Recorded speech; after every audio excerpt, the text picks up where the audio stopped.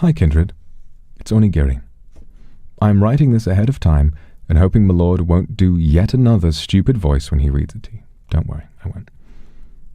I've gathered my thoughts on the current situation, and while it looks like he's feeling a little better, I'm guessing that telling this story has thrown him back into Edward Cullen mode. Oh, you didn't have to write. Okay. As much as it hurts, I want to say he's not totally wrong. He is a demon. He's destroyed hundreds of innocent humans who won't even get the mercy of death, and he's too big a coward to keep from hurting more of them. That's seriously not something you should ignore, because he's got nice tits and a nice voice. Okay. He lied to you about Tokugawa because he wanted sympathy, when he was the one who did it all along. There's no excusing any of that. You're a real fucking comedian, you know that, Oni Giri? Anyway. Here's the thing, though.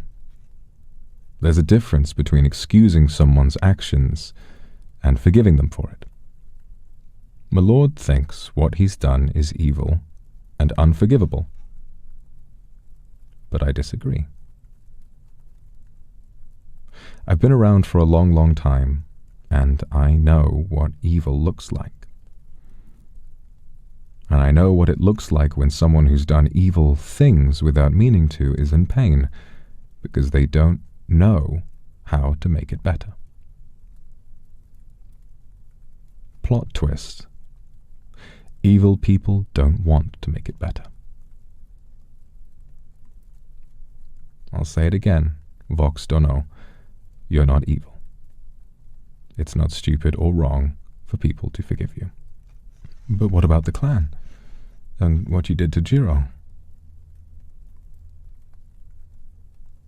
Well, my lord, when you first told me everything so I could make it into a script, I couldn't sleep that night.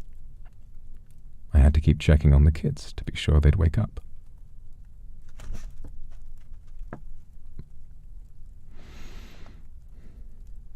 I don't blame anyone who decides they can't support you anymore. But you are what you are. And I've known that for a long time. And honestly, I think you've been stupid again. You've punished yourself enough. Knock it off. Just think about it. You had so much fun the other day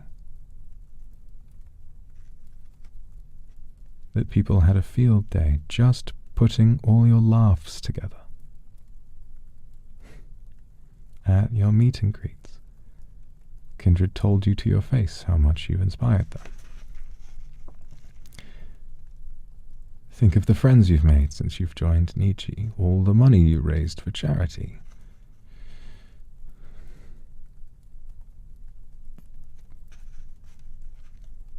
The artists you've supported, and the amazing community you've built.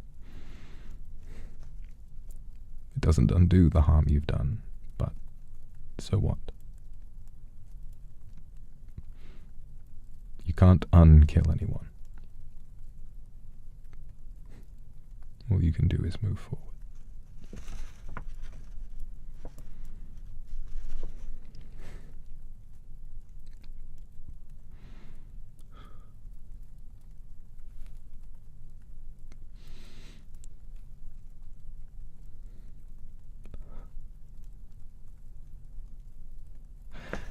And now I finally get to say this. Do you know, Kindred, why I always give my lord so much crap? It's fun, yeah. But it's mostly because he hates it when I'm nice to him. He's got so much self-loathing, it genuinely bugs him for someone who knows the real him to say he's not a monster.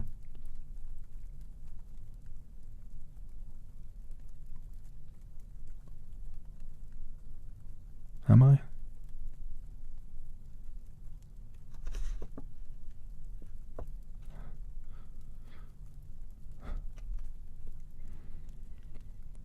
Now that you all know, too, and you said it was okay, He lashed out.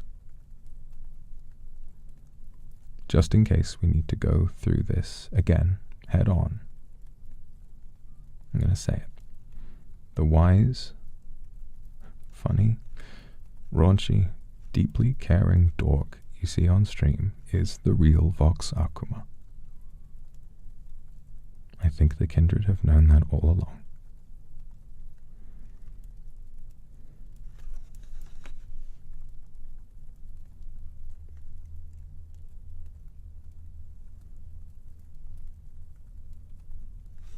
There's more. And now you know exactly what he's done. You can decide whether or not to forgive him.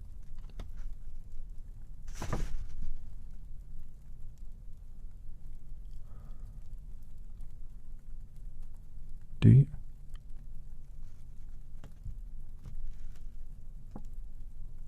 I can hear Vox now, even as I type this on my itty-bitty keyboard.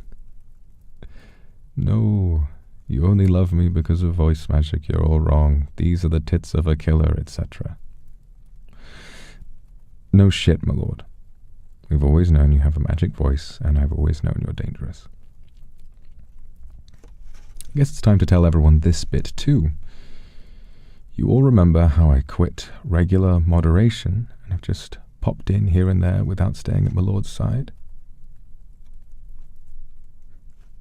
When Vox first started streaming, I kept him company in this form because it was the only safe way to be around him. Yokai souls are like rice crackers. A demon would need to eat a dozen of us to feel anything. We both know there was more than that, wasn't there? But it was cute, wasn't it? He continues, but he was getting hungrier. And when you're starving, even a crumb looks pretty good. I didn't think we were going to talk about that part. He was scared of what might happen, and honestly, so was I. So I left.